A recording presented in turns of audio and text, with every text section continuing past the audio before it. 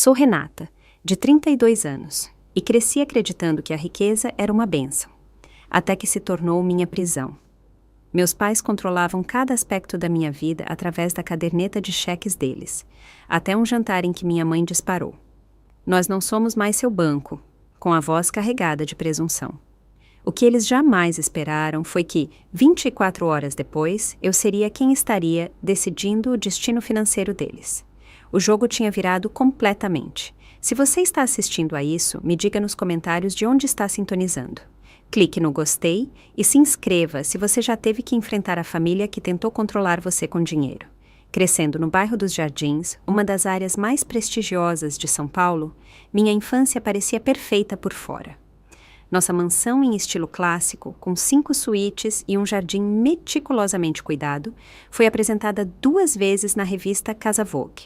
Meu pai, Hélio, um executivo financeiro, e minha mãe, Marisa, que presidia 3 diferentes conselhos de caridade, eram figuras proeminentes na cena social paulistana. Roupas de grife, escolas particulares caríssimas, casas de veraneio em Angra dos Reis. Eu tinha tudo que o dinheiro podia comprar, mas muito pouco do que realmente importava. Desde minhas primeiras memórias, dinheiro nunca foi apenas dinheiro em nossa família. Era poder, controle e manipulação, embrulhados na desculpa da preocupação parental. Quando eu quis entrar no clube de fotografia da escola na 7ª série, minha mãe sorriu aquele sorriso forçado e disse: "Querida, não perdemos tempo com hobbies que não têm futuro. Seu pai está pagando R$20 mil por ano pela sua educação." Em vez disso, ela me matriculou em aulas de debate e francês. Habilidades que realmente me levariam a algum lugar na vida. Aos 16 anos, eu já havia aprendido que todo presente vinha com exigências. Meu presente de 16 anos foi uma BMW conversível, mas ela estava registrada no nome do meu pai. Dessa forma, podemos pegá-la de volta se suas notas caírem. Ele explicou enquanto balançava as chaves. Eu apenas acenei e sorri, já entendendo o contrato não dito: obediência por luxo. A única pessoa que parecia enxergar toda essa dinâmica era meu avô, Walter, pai do meu pai. Vovô Walter havia construído a fortuna da família a partir de origens modestas, transformando um pequeno negócio de manufatura em uma corporação multimilionária. Diferente dos meus pais, ele vestia roupas simples, dirigia um carro modelo antigo e falava com todos, de CEOs a porteiros, com o mesmo respeito genuíno. Durante minhas visitas mensais à casa confortável, mas discreta dele em Pinheiros, vovô Walter perguntava sobre meus sonhos, não sobre minhas notas ou conexões sociais. Quando timidamente admiti que amava fotografia, especialmente capturar a vida selvagem, ele não me ignorou. Em vez disso, ele me levou a exposições de fotografia e me comprou minha primeira câmera de verdade no Natal, quando eu tinha 17 anos. Seus pais acreditam que o dinheiro serve para se exibir, ele me disse uma vez enquanto estávamos sentados em seu escritório. Mas a verdadeira riqueza é ter a liberdade de escolher seu próprio caminho. Então, ele me mostrou sua carteira de investimentos, explicando pacientemente como o juro composto funcionava, como ler uma demonstração financeira e a diferença entre ativos e passivos. Na época, pensei que ele estava apenas me educando, sem perceber que ele estava me preparando para algo muito mais significativo. Quando as inscrições para a faculdade chegaram, nunca houve dúvidas sobre onde eu me candidataria. Meu pai havia cursado a FGV-SP, minha mãe a PUC-Rio, e eu frequentaria a FGV-SP para estudar administração e economia, dando continuidade à tradição familiar de educação prestigiosa. Minha redação de inscrição foi praticamente escrita pela minha mãe, que insistiu em editá-la até que minha voz fosse completamente apagada, substituída pelo que ela chamava de ambição apropriada. Fui aceita, é claro. Minhas conexões de ex-alunos, notas perfeitas alcançadas através de horas de estudo sob pressão e as doações substanciais que meus pais haviam feito para a faculdade garantiram isso. No dia em que a carta de aceitação chegou, meus pais deram um jantar para 20 de seus amigos mais próximos, onde eu fui exibida como um troféu de premiação. Ela vai se formar e se juntar ao Hélio na empresa. Minha mãe anunciou enquanto eu estava ali, sorrindo tanto que minhas bochechas doíam. Aqueles primeiros 2 anos na FGV-SP foram um estudo de desespero silencioso. Eu me destacava nas aulas, mas me sentia uma impostora na minha própria vida. Minha colega de quarto, Thaís, notou como eu olhava com anseio para os estudantes de artes com suas câmeras e cadernos de desenho, relaxando no gramado do campus com uma liberdade que eu não conseguia imaginar. Por que não faz uma eletiva de fotografia? Ela sugeriu. O pensamento me aterrorizou e me emocionou em igual medida. Cada vez que eu ligava para casa, meu pai perguntava imediatamente sobre meus cursos de administração, e eu relatava obedientemente minhas notas altas, omitindo qualquer menção à minha crescente depressão. À noite, eu às vezes tirava a câmera que vovô Walter havia me dado, agora juntando poeira no meu armário, e rolava as fotos de natureza que havia tirado anos antes. Nesses momentos, eu sentia um brilho da pessoa que eu poderia ter sido se tivesse sido corajosa o suficiente para escolher meu próprio caminho. No final do 2º ano, o centro de saúde do campus me receitou antidepressivos. O psiquiatra sugeriu gentilmente que talvez meu curso escolhido não estivesse alinhado com o meu eu autêntico. Eu assenti educadamente e peguei a receita, sabendo que mudar de curso não era uma opção. O peso das expectativas familiares e da dependência financeira era muito pesado para ser desafiado. Mal sabia eu que um próximo programa de intercâmbio de verão mudaria tudo, iniciando eventos que me forçariam a escolher entre segurança financeira e liberdade pessoal, com consequências que remodelariam não apenas minha vida, mas toda a dinâmica familiar. O verão antes do meu 3º ano, me matriculei em um programa de estágio em negócios que incluía uma viagem de 2 semanas ao Alasca para estudar práticas corporativas sustentáveis. Esta foi a primeira vez que meus pais me permitiram viajar tão longe sozinha, e só porque estava diretamente relacionado ao meu curso de administração e ficaria impressionante no meu currículo. O que eles não sabiam, o que eu mal admitia para mim mesma, era o quão desesperadamente eu ansiava por estar longe da influência deles, mesmo que brevemente. O Alasca mudou tudo. Nosso grupo visitou uma reserva de vida selvagem, onde um fotógrafo convidado estava documentando espécies ameaçadas para a National Geographic. O nome dele era Marcelo Tavares, e observá-lo trabalhar era como testemunhar alguém falando uma língua que eu tinha esquecido que conhecia. A maneira como ele esperava pacientemente por horas para capturar uma águia careca em voo, sua reverência silenciosa pelos animais, a paixão em sua voz ao explicar como a fotografia poderia impulsionar os esforços de conservação, despertou algo que estava adormecido em mim por anos. Durante nosso dia livre, Marcelo me notou hesitando após sua apresentação e se ofereceu para me acompanhar em uma sessão de fotos.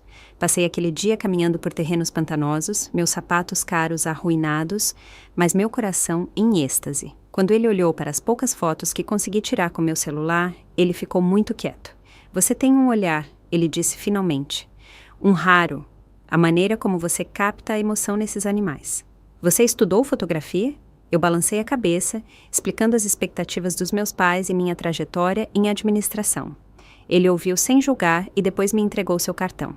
A FGV tem um excelente programa de artes visuais. Nem todo mundo que tira fotos é fotógrafo, mas eu acho que você é. Não desperdice isso. Voltei para São Paulo com um segredo ardendo em meu peito. Por 2 semanas, pesquisei o programa de fotografia e jornalismo, descobri que poderia transferir créditos e até me encontrei com a professora Diana Fontes, do Departamento de Artes Visuais, que revisou meu portfólio limitado com crescente entusiasmo. "São extraordinárias, especialmente para alguém sem treinamento formal", ela disse, demorando-se em uma foto que eu havia tirado de uma raposa do Ártico, cujos olhos continham uma melancolia que parecia quase humana. "Você capta algo que a maioria dos fotógrafos leva anos para aprender a ver." Com o incentivo da professora Fontes, elaborei um novo plano acadêmico e me preparei para contar aos meus pais. Escolhi o feriado de Ação de Graças, pensando que o espírito festivo poderia suavizar o golpe. Eu estava errada. No momento em que mencionei mudar de curso, o garfo da minha mãe tilintou contra o prato. O rosto do meu pai ficou em um tom de vermelho que eu nunca tinha visto antes. O que se seguiu foram 2 horas de raiva crescente, decepção e, finalmente, ameaças. "Estamos pagando R$50 mil por ano para você se tornar uma profissional de negócios, não para perseguir esquilos com uma câmera." disse meu pai com a voz perigosamente baixa. Fotografia é um hobby para donas de casa entediadas, não uma carreira para nossa filha, acrescentou minha mãe, seu tom deixando claro o que era pior em sua estimativa. Quando tentei explicar o componente de jornalismo do programa e os potenciais caminhos de carreira, meu pai bateu a mão na mesa. Chega, se você insistir nessa ideia ridícula, nós a cortaremos completamente. Sem mensalidade, sem apartamento, sem carro, sem mesada. Veja como sua câmera vai te alimentar então. O ultimato pairou no ar entre nós. Olhei para os rostos deles, endurecidos com a certeza de que eu recuaria, como sempre fiz, e recuei. No final da noite, pedi desculpas pela minha insanidade temporária e prometi permanecer focada no meu diploma de administração. Voltei para a faculdade derrotada, mas não inteiramente quebrada. Com o apoio contínuo da professora Fontes, matriculei-me secretamente em 2 aulas de fotografia, pagando com o dinheiro que ganhava trabalhando meio período na livraria do campus. Eu disse aos meus pais que havia me juntado a uma competição de casos de negócios que exigia horas extras. Aquelas aulas se tornaram meu santuário. Por 6 horas por semana, eu era verdadeiramente eu mesma, aprendendo sobre composição, luz e os aspectos técnicos da fotografia que sempre foram misteriosos para mim. Meus projetos consistentemente recebiam notas máximas, com a professora Fontes me incentivando a desenvolver meu estilo único, que capturava as vidas emocionais ocultas de animais e espaços naturais. No final do 3º ano, vendi minha primeira fotografia para uma revista de natureza local. O cheque era pequeno, apenas R$300, mas eu o emoldurei de qualquer maneira, escondendo-o no meu armário, onde meus pais nunca olhariam. Durante minhas ligações semanais com vovô Walter, compartilhei cautelosamente meus estudos secretos. Em vez de desaprovação, encontrei apoio entusiástico. Sua avó também era artista, sabia. Ele me disse que ela desistiu para ser a esposa apropriada que a minha geração esperava. Foi o maior arrependimento dela. Ele começou a me enviar pequenas quantias de dinheiro, ostensivamente para livros e suprimentos, mas com uma piscadela que me dizia que ele sabia exatamente quais suprimentos eu estava comprando. Com a aproximação do último ano, eu vivia uma vida dupla. A estudante de administração obediente que meus pais financiavam e esperavam, e a fotógrafa apaixonada que eu estava me tornando em horas roubadas. O estresse era enorme. Eu perdi peso, tive problemas para dormir e me sentia constantemente ansiosa com a possibilidade de ser descoberta. No entanto, naqueles momentos em que estava atrás da câmera, eu experimentava uma clareza e um propósito que faziam a decepção valer a pena. O que eu não percebia era que o tempo estava se esgotando de maneiras que eu não poderia ter antecipado. E logo eu seria forçada a fazer escolhas que determinariam não apenas minha carreira, mas a dinâmica de poder fundamental que havia definido minha família por décadas de silêncio. O dia da formatura chegou com toda a pompa e cerimônia que meus pais apreciavam. Eles voaram no jato particular da família, trazendo consigo vários amigos, para testemunhar o que minha mãe chamou de o ápice do nosso sucesso parental. Eu estava no palco recebendo meu diploma de administração com honras, vestindo o vestido de grife conservador que minha mãe havia escolhido, sentindo-me uma atriz na peça de outra pessoa. A professora Fontes estava sentada entre o corpo docente, me dando um pequeno sorriso triste que transmitia tanto parabéns quanto arrependimento pelo que poderia ter sido. O jantar de celebração naquela noite foi no melhor restaurante dos Jardins, onde meu pai pediu garrafas de espumante de R$2.000 e brindou ao meu futuro brilhante em finanças. Ofertas de emprego já haviam chegado de várias firmas de prestígio, todas facilitadas pelas conexões do meu pai. Eu havia aceitado uma posição no BTG Pactual, o que agradou imensamente meus pais. Ninguém mencionou minha fotografia ou perguntou o que eu realmente queria. Aquela parte de mim permaneceu invisível para todos, exceto para vovô Walter, que estava doente demais para comparecer à formatura.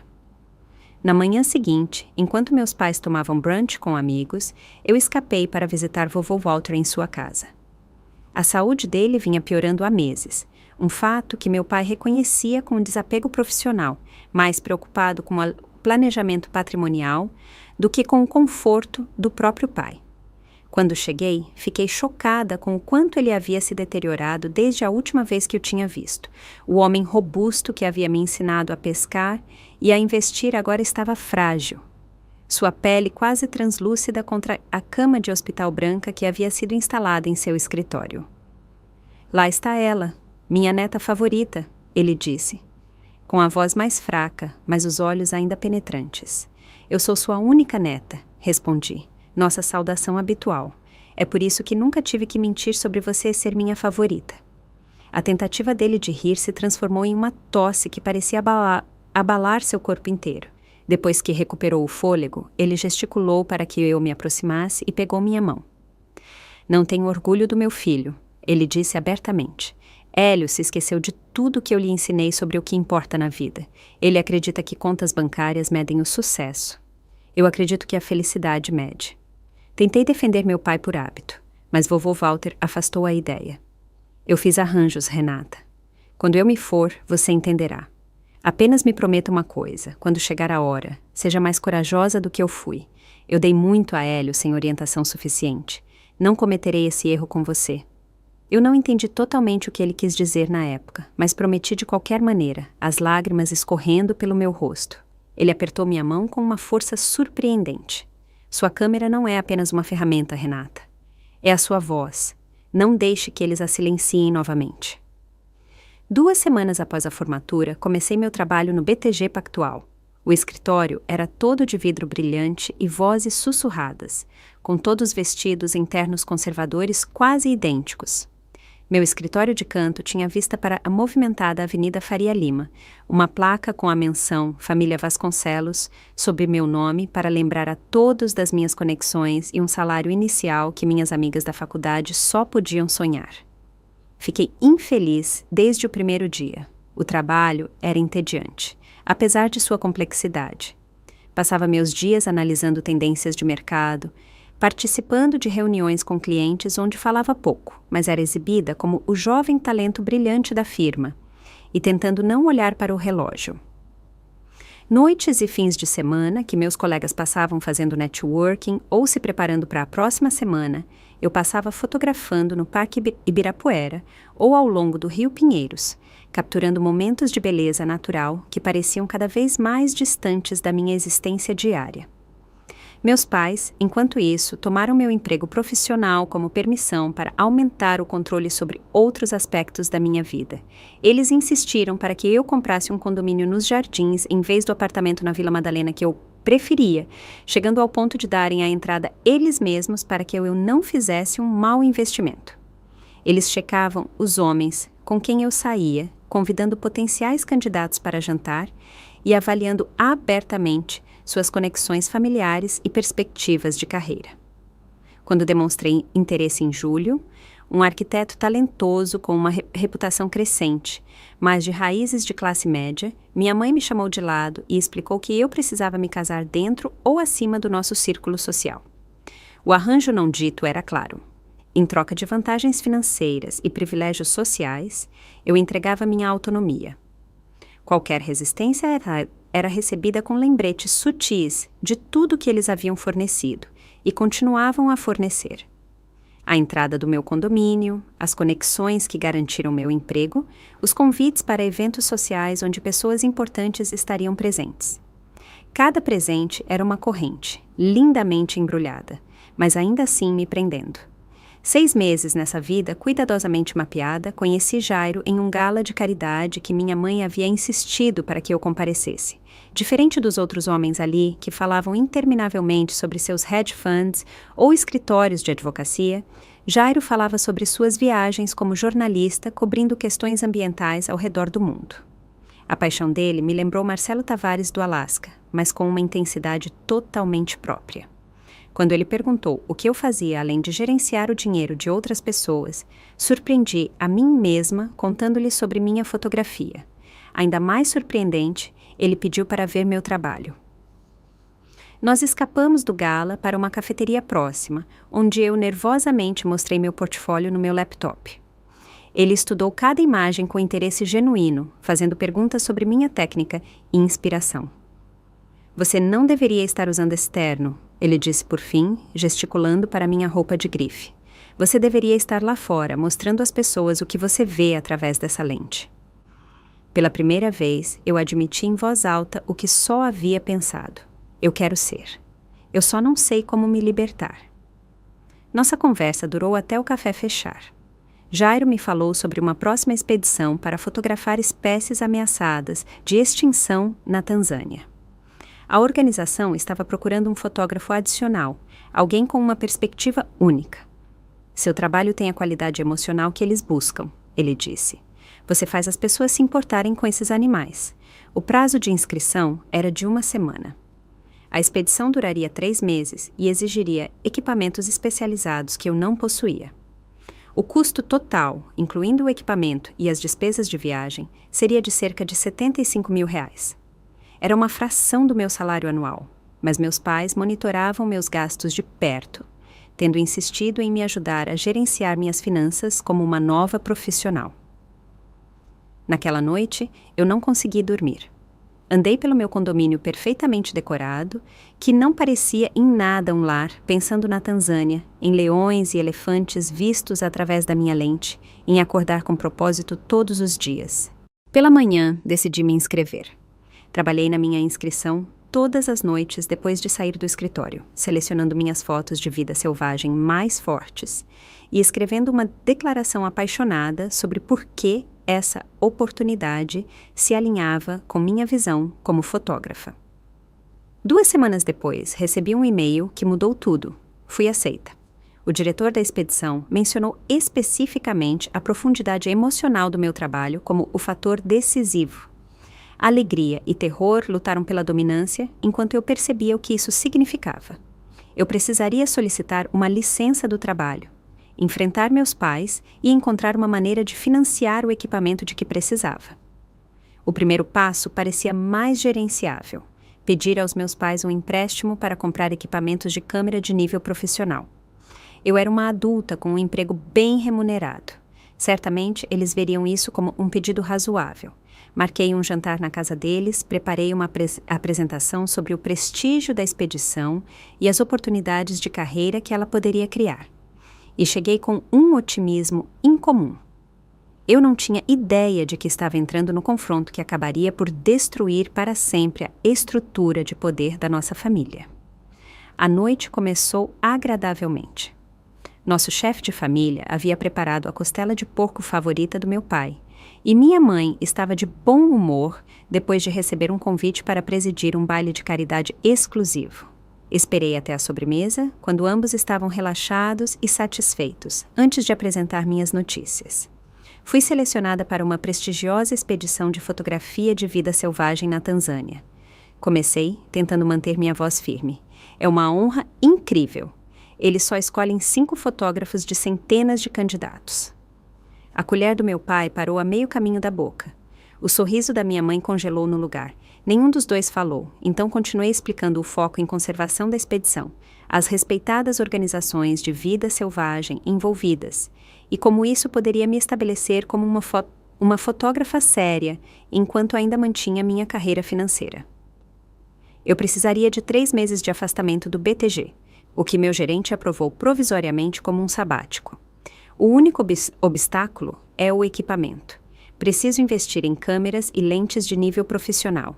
Eu puxei a lista cuidadosamente preparada com os custos. Você não pode estar falando sério, minha mãe interrompeu, a voz suave, mas perigosa. Isso é sobre aquele hobby ridículo de fotografia de novo. Pensei que tivéssemos superado essa infantilidade. Não é um hobby, mãe. É minha paixão. E eu sou boa nisso. Muito boa. O comitê de seleção disse que meu trabalho tem uma profundidade emocional incomum. Meu pai pousou sua taça de vinho com precisão deliberada. Renata, você tem uma responsabilidade com o nome da família. Tirar fotos bonitas de animais pode te divertir, mas não faz nada pelo legado dos Vasconcelos. Sua posição no BTG é apenas o começo do que planejamos para você. O que vocês planejaram para mim? Corrigi calmamente. Mas e o que eu planejo para mim mesma? A tensão aumentou enquanto eu explicava que queria seguir a fotografia junto com minha carreira financeira, não abandonar uma pela outra. Eu mostrei a eles meu portfólio no meu tablet, apontando as publicações que já haviam apresentado meu trabalho. Eles mal olharam para as imagens, suas expressões endurecendo a cada tentativa minha de fazê-los entender. Finalmente, cheguei ao pedido que tinha vindo fazer. Eu preciso de R$75 mil para o equipamento. É um investimento no meu futuro. Posso pagar com meu salário ao longo do próximo ano. A risada da minha mãe foi como gelo rachando.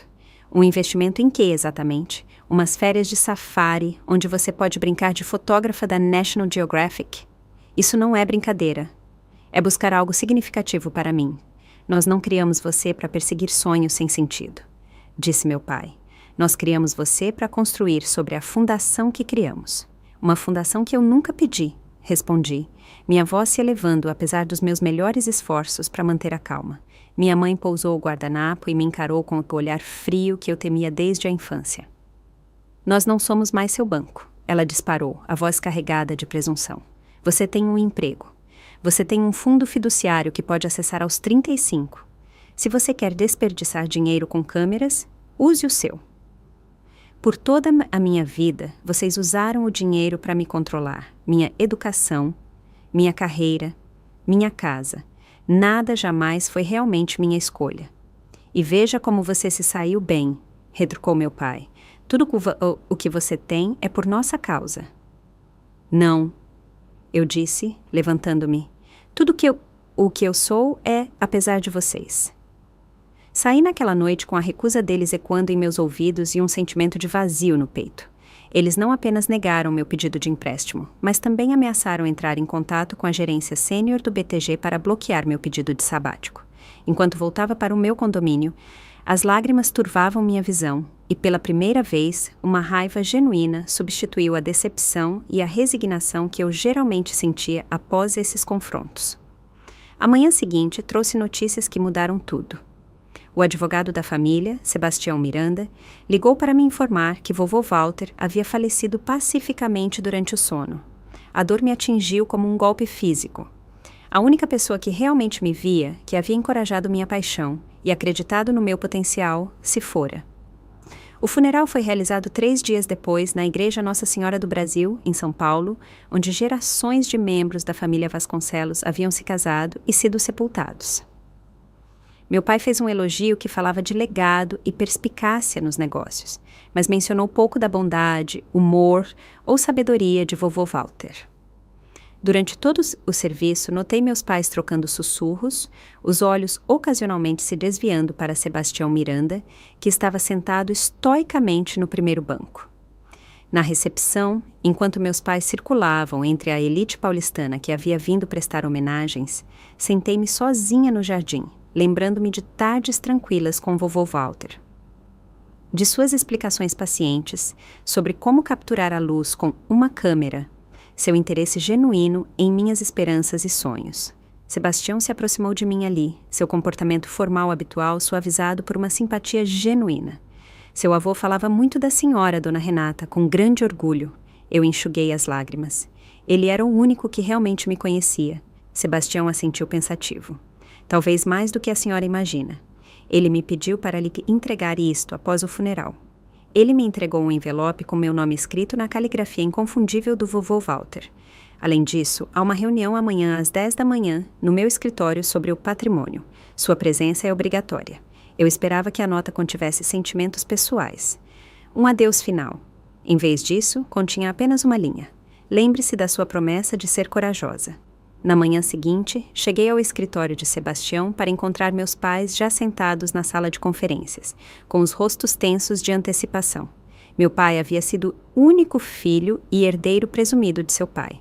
A empresa familiar havia sido vendida anos atrás, mas a fortuna pessoal de vovô Walter era substancial, estimada conservadoramente em cerca de 50 milhões de reais. Sebastião entrou precisamente às 10, carregando uma pasta de couro. Após expressar condolências, ele foi direto ao assunto. Vou ler agora o último testamento de Walter Carlos Vasconcelos. O que se seguiu foi nada menos que revolucionário. Vovô Walter havia deixado 10% de seu patrimônio para várias instituições de caridade e de conservação. Outros 10% foram divididos entre membros leais da equipe. Os 80% restantes, juntamente com todas as propriedades e bens pessoais, foram colocados em um fundo fiduciário familiar com instruções muito específicas. A minha neta, Renata Elizabeth Vasconcelos, deixa o cargo de única administradora, trustee, com total controle discricionário sobre todos os ativos e distribuições. O rosto do meu pai perdeu a cor. A boca da minha mãe se abriu em choque não disfarçado. Sebastião continuou lendo os termos, que incluíam mesadas mensais para meus pais que poderiam ser ajustadas a meu critério como administradora, desde que eles cumprissem certas condições comportamentais descritas em apêndices detalhados. Isso é ultrajante. Meu pai finalmente engasgou. Eu sou o filho dele, o único herdeiro. No entanto, respondeu Sebastião calmamente, o Sr. Vasconcelos estava em pleno uso de suas faculdades mentais e corporais quando revisou seu testamento no ano passado. Seus desejos são legalmente vinculativos. À medida que a reunião continuava, Sebastião explicou as complexidades do fundo. Eu trabalharia em estreita colaboração com o gestor do fundo, Antônio Pereira, que lidaria com as operações do dia a dia, mas todas as decisões importantes exigiriam minha aprovação. Isso incluía qualquer despesa solicitada pelos meus pais, além da mesada base deles. Meus pais deixaram o escritório de Sebastião sem falar comigo. A fúria deles palpável na rigidez de seus ombros. Eu permaneci para trás, tentando processar essa mudança sísmica em nossa dinâmica familiar. Sebastião me ofereceu chá e um momento para organizar meus pensamentos. Seu avô estava preocupado com os valores de seus pais e sua influência sobre a senhora. Ele explicou gentilmente. Ele viu na senhora uma bondade e uma integridade que temia que eles pudessem extinguir com o tempo. Mas por que me dar esse poder? Eu não sei nada sobre como gerenciar tanto dinheiro. É para isso que Antônio e eu estamos aqui. Mas as decisões morais, os valores que guiam o uso dessa riqueza, ele confiou apenas à senhora. Saí do escritório de Sebastião com uma estranha mistura de luto, poder e apreensão. No caminho para casa, meu telefone vibrou com uma mensagem de texto de Antônio Pereira. Seus pais solicitaram a primeira mesada mensal antecipadamente. Valor, R$100.000. Razão dada, estresse emocional. Aprovar? Naquele momento, sentada em um sinal vermelho, o peso da minha nova responsabilidade se instalou sobre meus ombros. Pensei no jantar de 2 noites atrás, na demissão presunçosa da minha mãe, nos ditames controladores do meu pai. Pensei em anos de manipulação emocional disfarçada de preocupação parental. Pensei na nota final de vovô Walter. Lembre-se da sua promessa de ser corajosa. Digitei uma palavra. Negado. A resposta foi imediata e explosiva.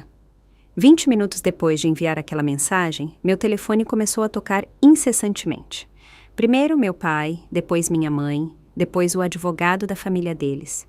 Deixei que todas as chamadas fossem para a caixa postal, precisando de tempo para me preparar para o confronto que eu sabia que estava por vir.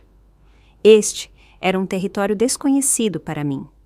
Manter minha posição contra as 2 pessoas que controlaram cada aspecto da minha vida desde o nascimento. Quando a campainha tocou 1 hora depois, respirei fundo antes de atender. Ambos os pais estavam no hall de entrada. Seus rostos distorcidos por uma raiva que eu nunca tinha visto direcionada a mim antes. Como você ousa? Sibilou meu pai enquanto eles passavam por mim para a sala de estar. Como você ousa negar nosso pedido? Nós criamos você, acrescentou minha mãe, a voz tremendo de indignação. Nós lhe demos tudo, e é assim que você nos retribui? Gesticulei para que se sentassem, mas eles permaneceram de pé, agitados demais para observar protocolos sociais normais. Pela primeira vez na minha vida, vi o medo por baixo da raiva deles. Eles estavam subitamente dependentes de mim, e a inversão de papéis os havia abalado profundamente.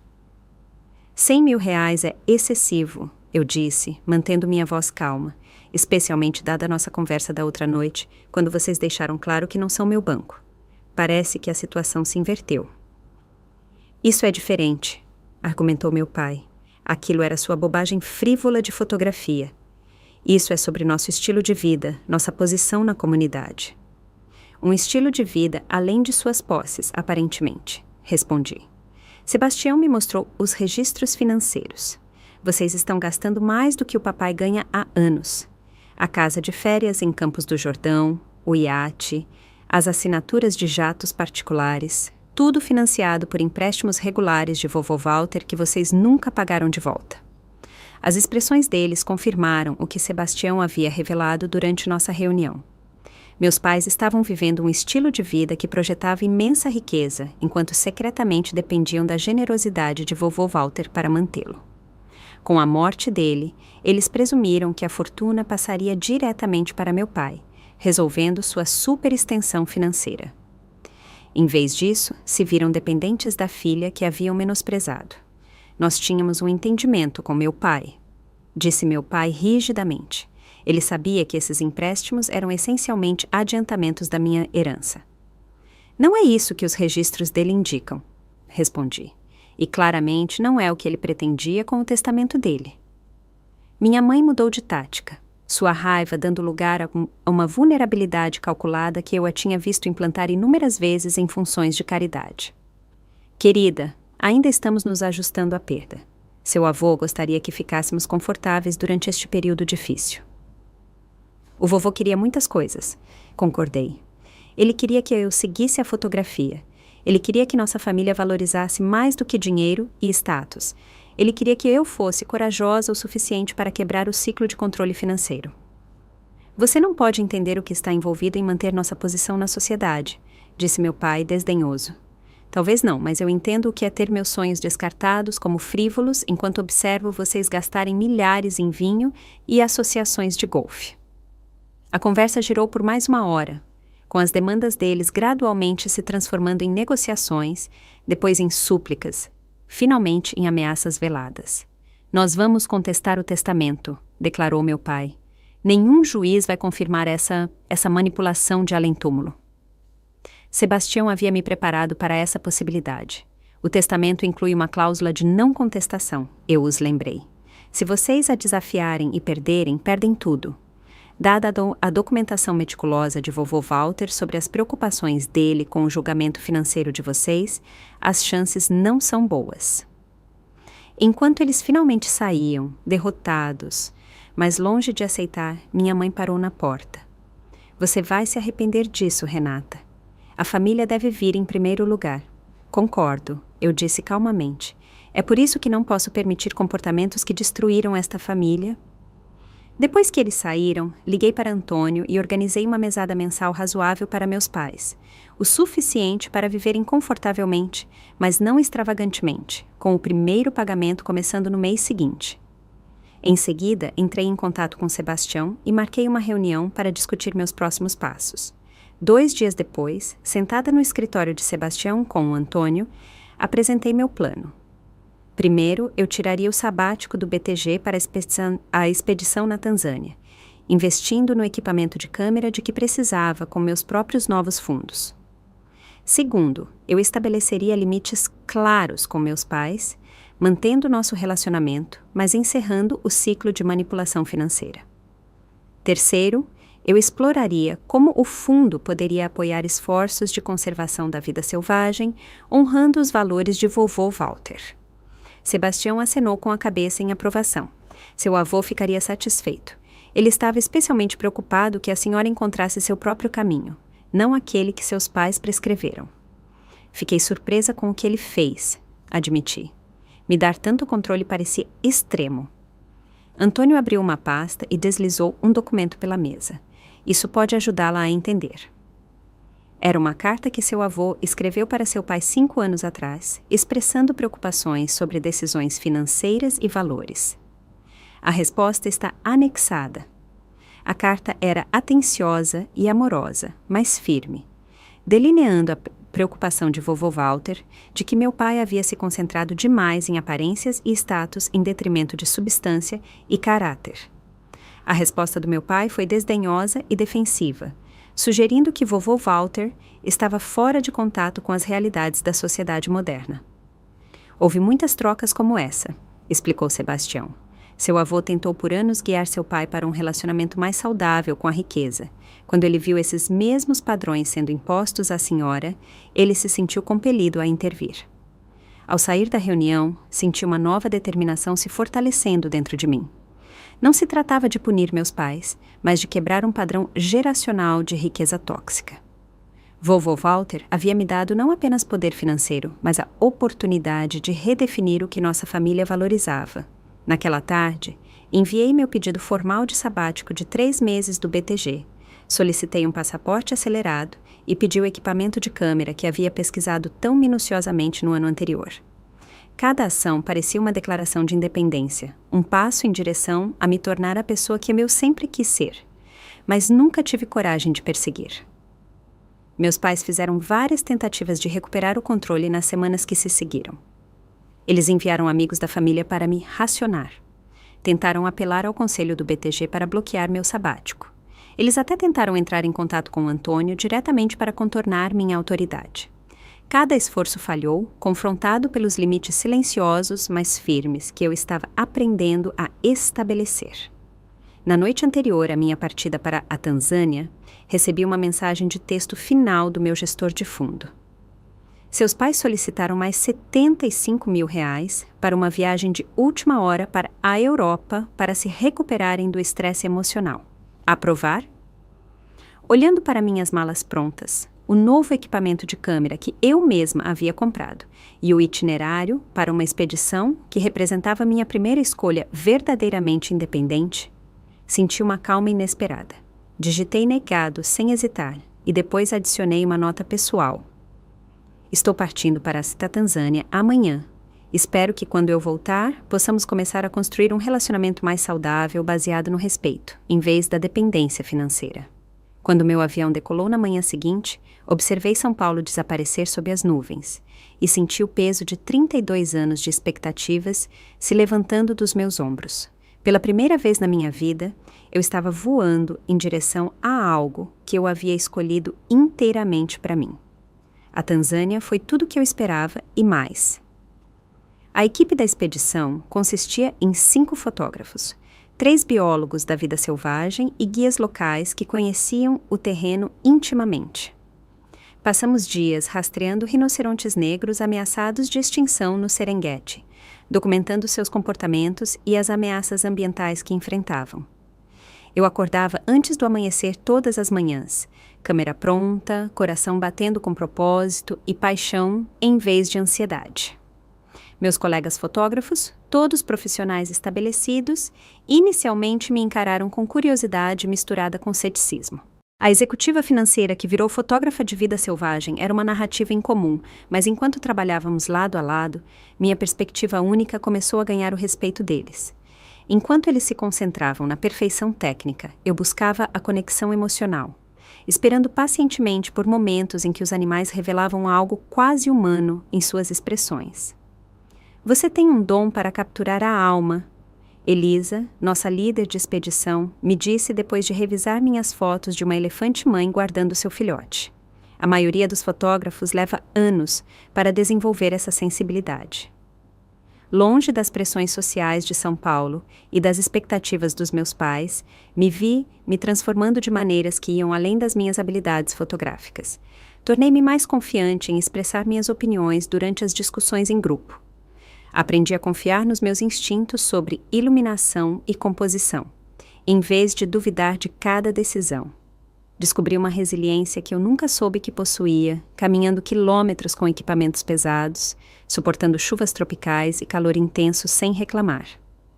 Todas as semanas, eu enviava fotos selecionadas para Sebastião, que se ofereceu para gerenciar a comunicação com meus pais enquanto eu estava fora. A resposta inicial deles foi um silêncio frio, mas no final do primeiro mês, Sebastião relatou uma mudança sutil. Minha mãe havia pedido para ver mais do meu trabalho. Meu pai havia perguntado sobre meu bem-estar durante essa estação chuvosa. No meio da expedição, Jairo se juntou a nós por 2 semanas, cobrindo os esforços de conservação para uma revista ambiental. Vê-lo novamente neste contexto, onde eu era totalmente eu mesma, em vez da versão que meus pais haviam criado, acendeu uma conexão que parecia diferente de qualquer relacionamento que eu já havia experimentado. Ele me via, a mim de verdade, e encontrava valor ali sem referência ao meu nome de família ou status financeiro. Você parece diferente. Ele observou enquanto rastreávamos uma manada de leões ao pôr do sol. Mais viva. Eu me sinto diferente, admiti, como se estivesse finalmente me tornando a pessoa que eu deveria ser. Na minha última noite na Tanzânia, nossa equipe celebrou a conclusão bem-sucedida da expedição com um jantar sob as estrelas. Elisa anunciou que a National Geographic havia manifestado interesse em apresentar uma série de minhas fotografias na próxima edição, focando nas vidas emocionais das espécies ameaçadas de extinção. A equipe brindou ao meu sucesso e, pela primeira vez, aceitei os elogios sem desviar ou me sentir desconfortável. Naquela noite, deitada na minha barraca e ouvindo os sons distantes da vida selvagem, escrevi um e-mail para a gerência do BTG Pactual, renunciando respeitosamente à minha posição. Era a hora de me comprometer totalmente com o caminho que eu havia descoberto, de honrar meu dom, em vez de enterrá-lo sob expectativas que nunca foram minhas. Voltei para São Paulo 3 meses depois como uma pessoa diferente, confiante, com propósito e clara sobre meus limites. A primeira reunião com meus pais foi tensa, mas faltou o confronto explosivo que eu temia. Eles se sentaram rigidamente no meu condomínio, examinando as fotografias que eu havia exibido nas paredes, com expressões que misturavam admiração relutante com ressentimento persistente. National Geographic, minha mãe disse, finalmente tocando na revista que apresentava meu trabalho. Suponho que isso seja bastante prestigioso. É, eu concordei, nem buscando nem exigindo a aprovação dela, mas reconhecendo esse pequeno ramo de oliveira. A Organização de Conservação me pediu para continuar documentando espécies ameaçadas de extinção ao redor do mundo. Meu pai franziu a testa. E como exatamente você vai se sustentar? A fotografia dificilmente é uma carreira estável. Expliquei os arranjos financeiros que fiz com a ajuda de Sebastião e Antônio. Uma parte do fundo me proporcionaria uma renda modesta, mas confortável, enquanto eu estabelecia minha carreira de fotógrafa. Eu já havia recebido encomendas de 3 grandes organizações de conservação e estava planejando exposições em Nova York e Londres. Quanto à mesada mensal de vocês? Continuei, abordando o elefante na sala. Ela permanece conforme estabelecido anteriormente. Razoável, não excessiva. Se vocês desejam manter o estilo de vida atual, o papai precisará continuar trabalhando em vez de se aposentar precocemente como havia planejado. Eles se irritaram com essa verificação da realidade, mas não discutiram. A dinâmica de poder havia mudado fundamentalmente, e todos nós sabíamos disso. Antes de partirem, entreguei-lhes um convite para a minha primeira inauguração de galeria em São Paulo no mês seguinte. Gostaria que vocês estivessem lá, eu disse sinceramente. Não como apoiadores financeiros ou para fazer conexões, mas simplesmente como meus pais, para ver o que eu criei. As semanas que se seguiram foram preenchidas com propósito, enquanto eu estabelecia minha nova vida. Aluguei um estúdio em um bairro artístico, longe da perfeição dos jardins. Contratei uma assistente para ajudar a gerenciar o crescente interesse pelo meu trabalho. Comecei a namorar Jairo a sério, nosso relacionamento se desenvolvendo sem a interferência ou o julgamento dos meus pais. Minha primeira inauguração de galeria superou todas as expectativas. O espaço estava repleto de defensores da conservação, colecionadores de arte e representantes da mídia. Meus pais chegaram na hora exata, impecavelmente vestidos, mas claramente desconfortáveis neste mundo desconhecido. Eles pararam em frente às minhas fotografias, particularmente uma imagem impressionante de um leão macho idoso, olhando diretamente para a câmera com profunda dignidade, e eu vi algo mudar em suas expressões. Eu nunca entendi. Minha mãe disse baixinho enquanto examinava a imagem. Por que isso importa tanto para você? Porque é a verdade, eu respondi. Não a superfície que apresentamos ao mundo, mas o que está por baixo. É isso que eu tento capturar. No final da noite, 3/4 das minhas fotografias haviam sido vendidas, com uma porcentagem da receita dedicada à conservação da vida selvagem. Meu pai observou enquanto os colecionadores discutiam ansiosamente minha técnica e visão. E pela primeira vez, vislumbrei incerteza em seus olhos. A percepção de que sua definição de sucesso poderia ser mais limitada do que ele acreditava. Com o passar dos meses, nossa dinâmica familiar continuou a evoluir. Meus pais se adaptaram gradualmente à nova realidade financeira, diminuindo o tamanho da sua mansão nos jardins para uma casa geminada ainda adorável, mas menos ostentosa, em Pinheiros. Meu pai, em vez de se aposentar, encontrou um propósito renovado em ser mentor de jovens profissionais financeiros, descobrindo um talento para o ensino que nunca havia explorado. Minha mãe renunciou a vários conselhos de caridade de status e se concentrou em uma única causa pela qual ela realmente se importava: educação artística para crianças carentes. Nosso relacionamento permaneceu complexo e às vezes difícil, mas a manipulação financeira tóxica, que o definiu por décadas, se foi. Sem o dinheiro como arma, estávamos lentamente aprendendo a nos conectar como indivíduos, descobrindo aspectos um do outro que nunca havíamos sido autorizados a ver. Um ano após a morte de vovô Walter, estabeleci a Bolsa de Fotografia de Conservação Walter Carlos Vasconcelos, fornecendo financiamento e orientação para fotógrafos emergentes focados em questões ambientais. Parecia a maneira perfeita de honrar o legado dele, não através do acúmulo de riqueza ou status social, mas criando oportunidades para que outros buscassem sua paixão e propósito. A última fotografia que tirei na Tanzânia, que pendurava no meu estúdio como um lembrete constante, mostrava uma jovem leoa parada na beira de uma vasta planície, olhando para o horizonte com determinação clara. Toda vez que eu olhava para ela, eu via a mim mesma, finalmente livre para escolher meu próprio caminho, forte o suficiente para enfrentar o que viesse a seguir.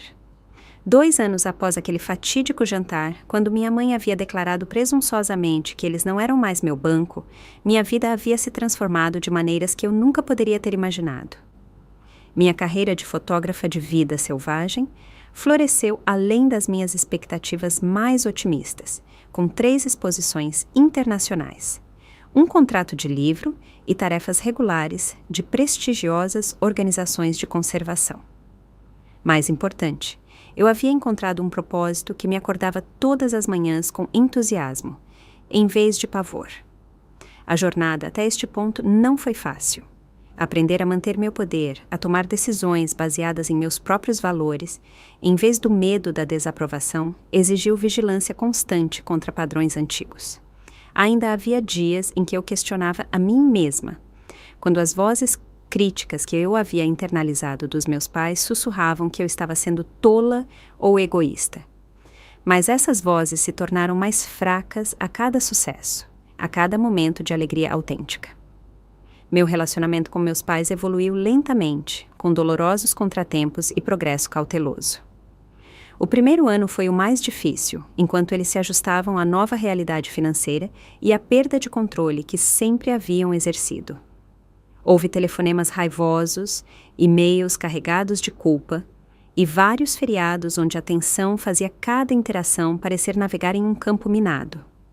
O ponto de virada veio inesperadamente durante um jantar na nova casa deles de Pinheiros, 18 meses após a morte de vovô Walter. Meu pai, que havia ficado incomumente quieto durante toda a refeição, finalmente falou enquanto minha mãe servia café. Recebi uma carta de um jovem analista a quem tenho dado mentoria, ele disse, virando o envelope nas mãos. Ele escreveu para me agradecer por ajudá-lo a entender uma complexa análise de mercado. Mas então ele disse algo que me impressionou. Ele disse que eu era o primeiro executivo sênior que havia dedicado tempo para explicar, em vez de simplesmente exigir. Meu pai olhou para cima com uma vulnerabilidade em sua expressão que eu raramente tinha visto. Isso me fez pensar sobre como eu criei você, sempre exigindo, nunca explicando, sempre julgando, nunca simplesmente vendo. Hélio, minha mãe começou em tom de aviso. Não, Marisa, eu preciso dizer isso. Ele se virou para mim. Eu fui criado para acreditar que o sucesso tinha uma definição muito específica. Quando você escolheu um caminho diferente, eu o vi como uma rejeição de tudo o que eu valorizava. Mas observando você nestes últimos meses, vendo o que você construiu inteiramente por conta própria, eu estava errado, e sinto muito. O simples pedido de desculpas, há muito esperado, trouxe lágrimas aos meus olhos. Não foi uma transformação completa. Meu pai ainda ocasionalmente fazia comentários ácidos sobre a estabilidade financeira de carreiras artísticas, e minha mãe ainda se encolhia quando amigos perguntavam sobre minha profissão em comum. Mas foi um começo, um reconhecimento de que talvez o caminho deles não fosse o único. Minha própria jornada de cura foi igualmente complexa. Com o incentivo de Sebastião, comecei a fazer terapia 6 meses depois de voltar da Tanzânia.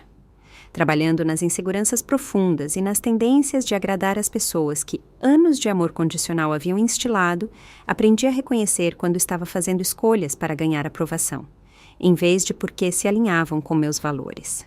Pratiquei o estabelecimento de limites sem culpa e a expressão das minhas necessidades sem medo.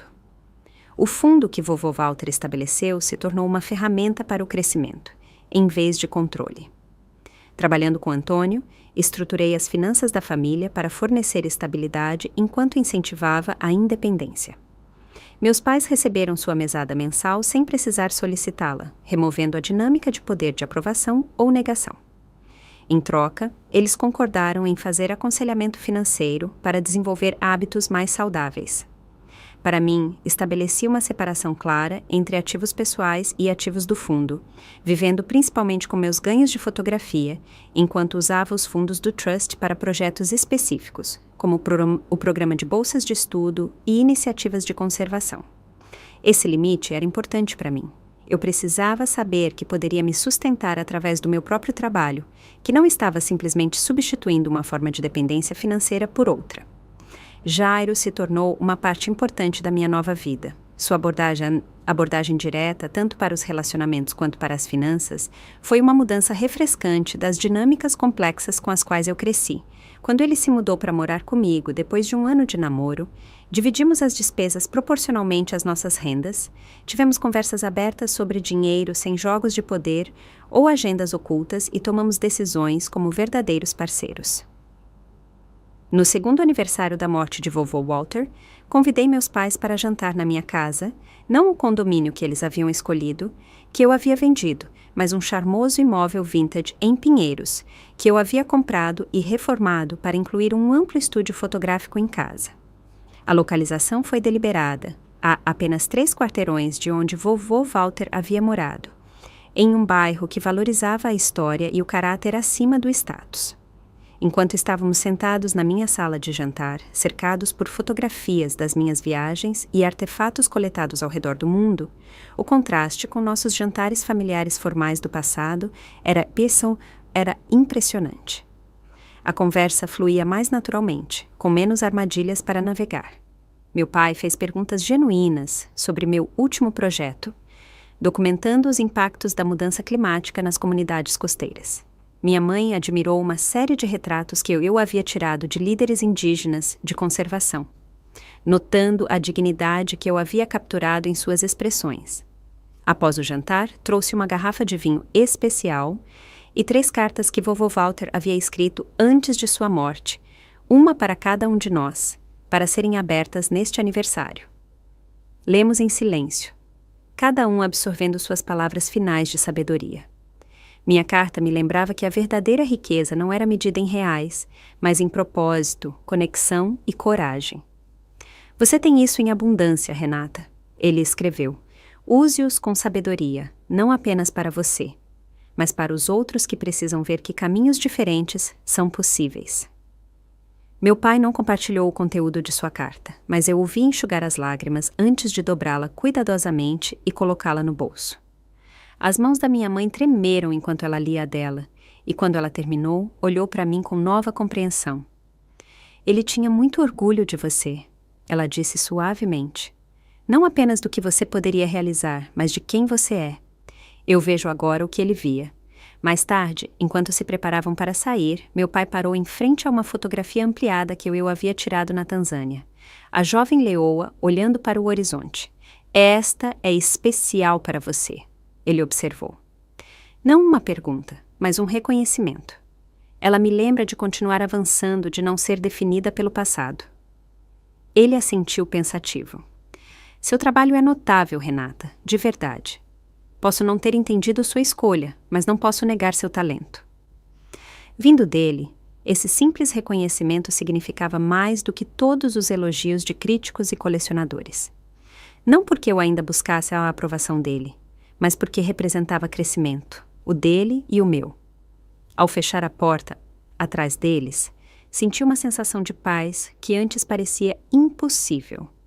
A jornada do controle financeiro para a independência genuína foi difícil e dolorosa, mas necessária. Aprendi que o dinheiro pode ser uma prisão ou uma ferramenta, dependendo de como nos relacionamos com ele. Que a riqueza sem propósito é, em última análise, vazia. Que manter a sua verdade pode custar relacionamentos, mas viver uma mentira definitivamente custa a sua alma. Mais importante, eu descobri que quebrar ciclos de dependência financeira tóxica requer mais do que apenas liberdade financeira. Exige também libertação emocional, a capacidade de definir o sucesso nos seus próprios termos, a coragem de desapontar aqueles que limitariam você e a sabedoria de usar recursos como pontes em vez de armas. Você já teve que enfrentar uma família que tentou controlar você financeiramente ou de outra forma? O que ajudou você a encontrar forças para se libertar?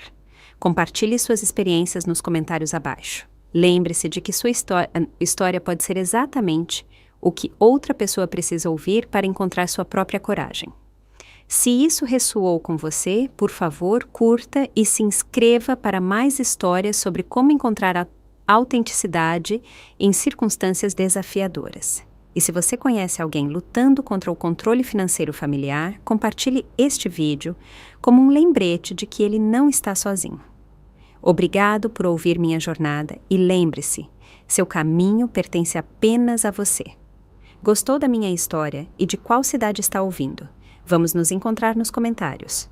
Se você gostou da história, pode me apoiar enviando um super thanks para que eu possa continuar trazendo mais histórias como essa. Já te agradeço muito pelo apoio. Estou esperando seus comentários sobre a história. No vídeo, você pode ver 2 novas histórias de vida que eu recomendo de coração. Tem muito mais no meu canal, não esquece de se inscrever. Até a próxima história de vida, com carinho e respeito.